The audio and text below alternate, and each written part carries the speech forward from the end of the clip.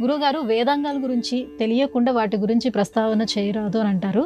కానీ వేదాంగాలని కూడా సంబోధిస్తూ ఉంటారు. ఇంతకీ వేదాంగాలు ఎన్ని? అవి ఏవి?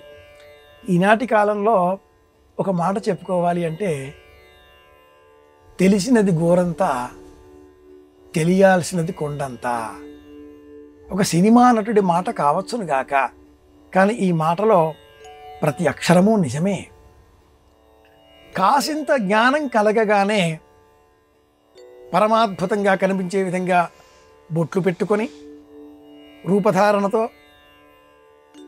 ఆకర్షణీయమైన వస్త్రధారణతో, విశేషమైనటువంటి మాటలతో 10 మందిని ఆకట్టుకునే విధంగా, భయకంపితులను చేసే విధంగా ప్రవర్తించే వ్యక్తులు వేదాంగాలు తెలిసిన వారు అంటూ తమకు తామే ప్రచారం చేసుకుంటూ లోకాన్ని భయకంపితులను చేసే విధంగా, దేవుడు సైతం భయపడి పారిపోయే విధంగా ఉండే పూజలతో లోకాన్ని భయపెడుతున్నారు వేదాంగాలు. అంగాని వేదాశ్చత్వారః మీమాంసో న్యాయ విస్తరః కల్పశ్చర్షడంగాని విద్యాహ్యేతాశ్చతుర్దశ అని యాజ్ఞవల్క్య స్మృతి చెబుతుంది. వేదాంగములు 6: శిక్ష, వ్యాకరణం, ఛందం, నిరుక్తం, జ్యోతిషం, కల్పం. శిక్ష పాణినీయ శిక్ష, వేదాంగ శిక్ష. వేదంలో కూడా ఒక తైత్రీయ ఉపనిషత్తులో శిక్షావల్లి ఒకటి ఉన్నది. శిక్షాం వ్యాఖ్యాస్యామః వర్ణస్వరః మాత్రాబలం సామసంతానః ఇత్యుక్త శీక్షాధ్యాయః శిక్షాం పంచ సహనౌ యశః. శిక్షావల్లి శబ్దాన్ని ఉచ్చరించే సమయంలో ధ్వని ఏ స్థాయిలో ఉండాలి, మాత్రాబలం ఎంతగా మనం ఆ ధ్వనిని ఎక్కడ మనం నొక్కాలి, లాగాలి, ఇవన్నీ కూడా. ఈ మాత్ర చిటిక వేసే శబ్దం కాస్త పోయి ట్యాబ్లెట్ల మాత్రలుగా మారిపోయింది. మాత్రాబలం ఇది శిక్షగా మారిపోయింది. వేదాంగ శిక్ష. పాణిని మాట్లాడే మాట ఎలా ఉంటుందో అష్టాధ్యాయిలో 4000 సూత్రాలు చెప్పిన మహానుభావుడు, వ్యాకరణవేత్త. ఇది శిక్ష. వ్యాకరణం. సీతకి అనే మాటలు వినిపిస్తున్నాయి. రామునక్కు అని కాస్త పోయి రామునకి అనే ప్రయోగాలు కూడా ఉన్నాయి.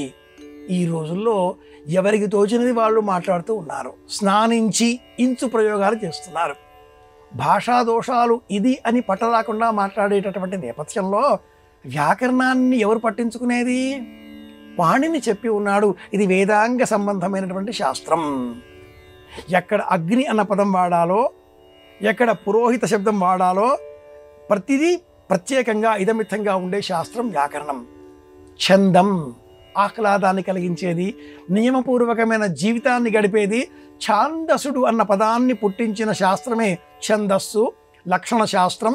ఇలా ఉండాలి.